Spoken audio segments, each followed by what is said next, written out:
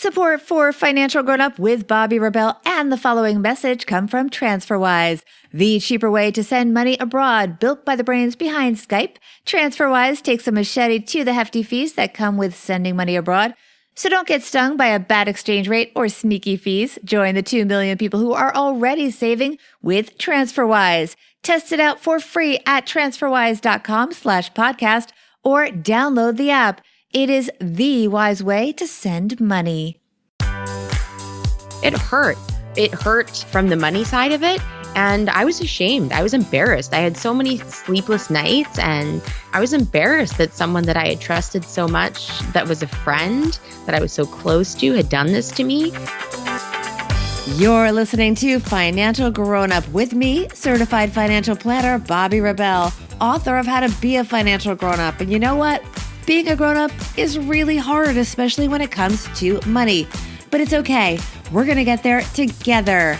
I'm going to bring you one money story from a financial grown-up, one lesson, and then my take on how you can make it your own. We got this. Hey friends, before we get to today's guest, I am really excited about an announcement that we are going to be making at the end of the podcast about something new that we're going to be doing here at Financial Grown Up. I'm going to fill you in after Leanna Haakons' story, so stay tuned until the end. But let's talk about Leanna. She is the author of Young, Fun, and Financially Free and a financial marketing expert. You've seen her all over the media. She had a great plan to buy a car and then sell it in time to use the proceeds for tuition, but she learned a terrible lesson when a trusted friend betrayed her. Here is Leanna Haakons. Leanna Haakons, you are a financial grown-up. Welcome to the podcast. Thank you so much for having me, Bobby. I am so excited to have you. First of all, I love your book, Young, Fun, and Financially Free. And you're also not just an author, you are also a financial marketing expert. So you have a lot of wisdom to share with us. Well, thank you. I appreciate that. And part of that wisdom has to do with a story, the car, your first year of college, and thinking things were going to go one way, and then there was a surprise and not so pleasant ending. Tell us what happened. Yeah, well, I call this story my school of hard knocks story. So my first year of college was a lot of learning about finance and doing that whole traditional route going through school, but it was also a school and year of hard knocks in the personal financial world. I had gone to my first year of college in Toronto and come back to the West Coast to Vancouver, where I grew up. I needed a car for the summer. I was working at a gym and I needed to open up the gym at 5:30 in the morning. And that was before public transit was running. So I needed a car to get to the gym really early in the morning. So I had been working 4 different jobs throughout the school year to be able to save up money so I could get my first car, which was this little blue convertible with a white leather interior. And it was so cute and it was awesome. And I was just so excited to get this car. But you had a plan for the car. Yeah. So I had this whole plan. So I worked super hard during the school year. I saved up the money. And I had this friend of mine that I had known throughout high school for years. And he sort of brothered me.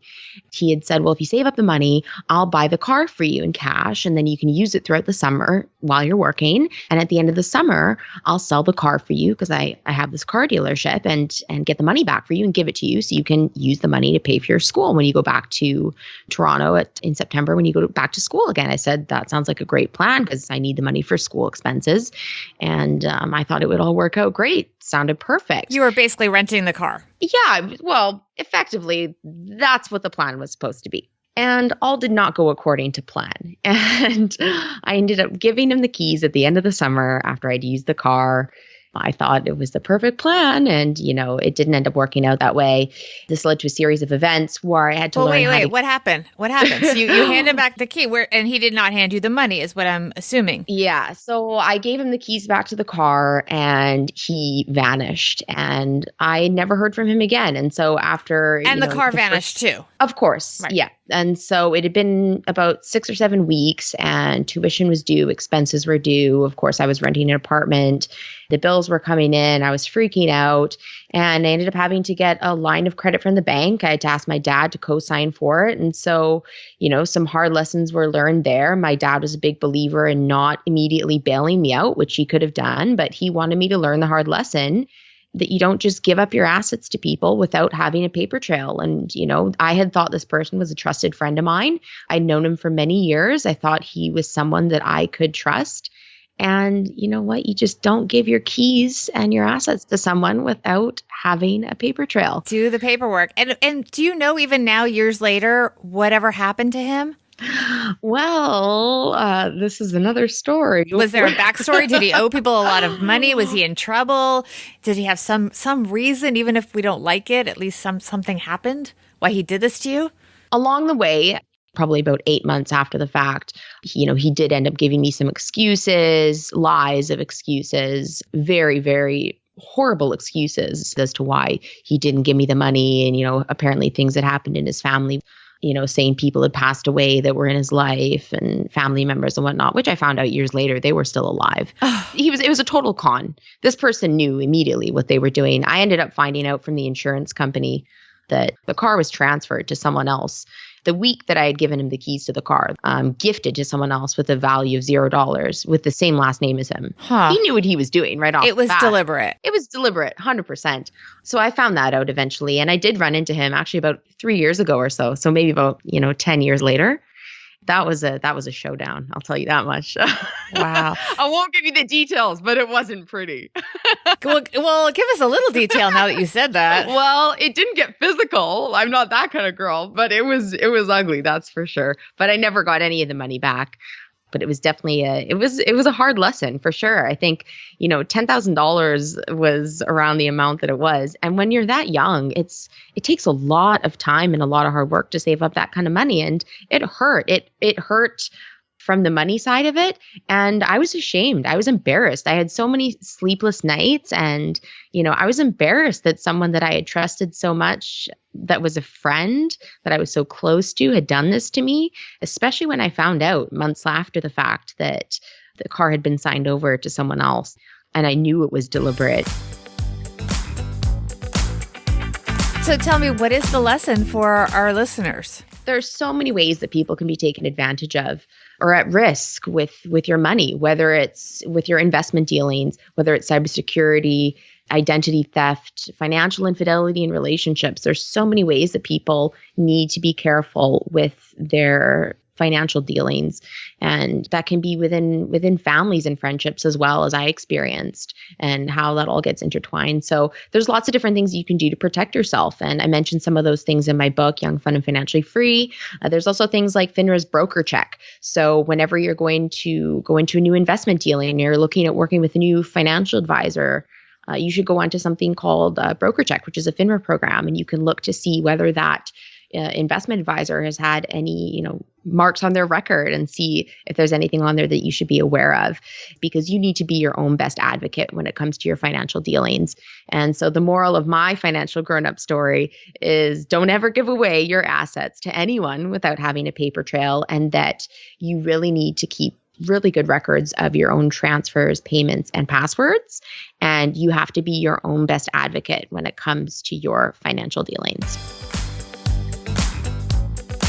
On a lighter note, you brought a great money tip, but also an important thing that people do spend a lot of money on, and sometimes it's not necessary. You call it, I think, the dirty dozen. Yeah, so I'm a really big advocate as well that sound money decisions start with putting healthy food into your body and making, I call it healthy body, healthy wallet decisions. So spending consciously, and something that they call in the healthy food world, the organic world, is their dirty dozen. So there's sort of the top 12 dirtiest produce items that you purchase. So if you want to be buying organic and buying healthy food and putting healthy food into your body, there's sort of the top 12 things that are most important to buy organic. So if something like that is a priority to you, then you should be spending consciously on those items. And a great way to do that is to download an app like one called Flip, F-L-I-P-P. So you can download an app like Flip, and you can browse different grocery stores, supermarkets in your area and see what's on sale. And so buy consciously and, make buying healthy organic food a priority, but do it smartly. So, shop at a couple different stores in your area, do your research and look at what's on sale at Whole Foods, Trader Joe's, or the stores in your area. Find the things that are on sale and, be aware of the things like the Dirty Dozen fruits and vegetables that should be bought organic. So what are those? Give us some examples of them. So things like apples, carrots, things that you buy that you eat the peel of mostly. So those are the ones that have, the pesticides they're all covered in pesticides. Those things you want to buy organic. So apples are always at the top of the list.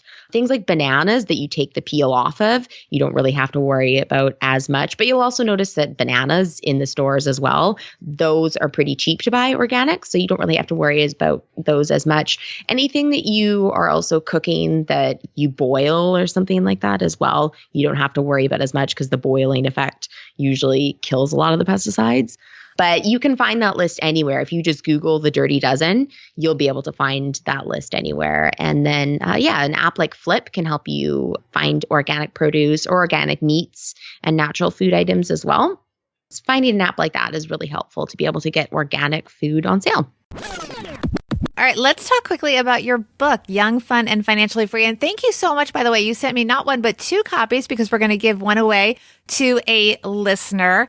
You have to tag this episode in a post on Twitter and tag both me. I'm on Twitter at Bobby Rebell. And what's your Twitter handle? Mine is at Leanna Blackhawk. All right. So tag us both and we will pick someone within a week of the episode dropping. And we will send one of you a copy of her book. So tell me more about the book. Yeah, so the book is a really easy read. It takes about 5 hours to get through, so you can do it on a weekend. It's a nice cover-to-cover read, sort of a money 101 on anything from spending, saving, investing, insurance, just sort of an adulting book 101. And that's so we need books like that. Yeah. I mean, you know what? When I was young and I got my first job in finance was in the stock market doing investor relations when I was 18.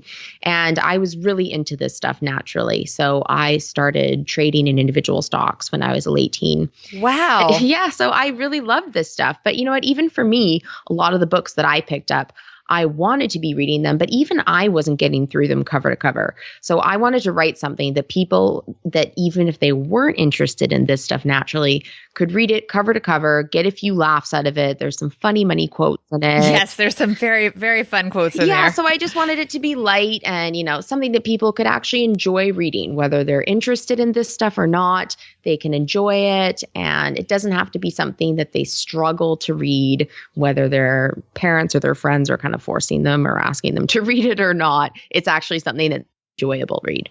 Well, I enjoyed it, and I enjoyed this conversation with you. Thank you for being my guest. Where can people follow you on social media? So I am on Twitter at Leanna Blackhawk or Instagram, Leanna_Hawk. And they can also find me on my website, youngfunfree.com or blackhawkfinancial.ca. Love it. Thank you so much. Thank you so much for having me, Bobby. Love the show. So this story really broke my heart because we can't go through life not trusting anyone. This was someone Leanna had known for a very long time. This was someone that was part of her community. So financial grown-up tip number 1, unless you are willing and financially able to part with your money, get it in writing. There are plenty of places like LegalZoom, Nolo, and Rocket Lawyer, I'll leave the links in the show notes, where you can download forms and create simple legal documents for things like selling a car or other assets. By the way, I don't have any affiliation with any of these companies, but those are some names that you can look at. They may be a good place to start and see if they are the right fit for your needs. Financial grown-up tip number 2. Leanna talked about knowing where to spend your money on organic vegetables and fruits. I would add that you should also be thinking about what is in season and what is grown locally because it is in season. Because when something's not in season, they often source it from faraway places around the world. Because these days, most of us can get any fruit or vegetable that we want any time of the year because of being able to basically, as I said, source it from around the world. So that doesn't mean that we should. The best deals and the quality often happens when we keep it simple and eat the foods that nature wants us to eat right now. So in April, here are some names. Ready?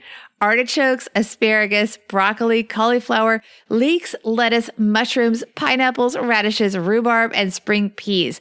I'm going to leave a link to a calendar in the article from The Balance that I grabbed those names from in the show notes. It also has every month of the year, so you can go through that article from The Balance and look up what fruits and vegetables are best for what month of the year. Okay, now time for the big announcement. We have been hearing from a lot of you wanting to share your financial grown-up stories, your lessons, and of course, creative money tips. We're going to start having one guest a month be a listener. If you want to be considered, we're going to keep it simple, see how it goes. Email us at info@financialgrownup.com, info@financialgrownup.com, and tell us what money story and what money tip you would share if you were chosen. I'm so excited to hear from you guys and bring all of you our first listener guest. And that is the Leanna Haakons episode of Financial Grown Up. Subscribe if you have not already. Help us spread the word by sharing on social media. I am at Bobby Rebel on Twitter, on Instagram at BobbyRebel1, and go to BobbyRebel.com/Financial Grown Up podcast to learn more about the show and sign up for our mailing list so you can hear about things like how to be a guest on the show. I hope you enjoyed Leanna's story and that we all got one step closer to being financial grown-ups.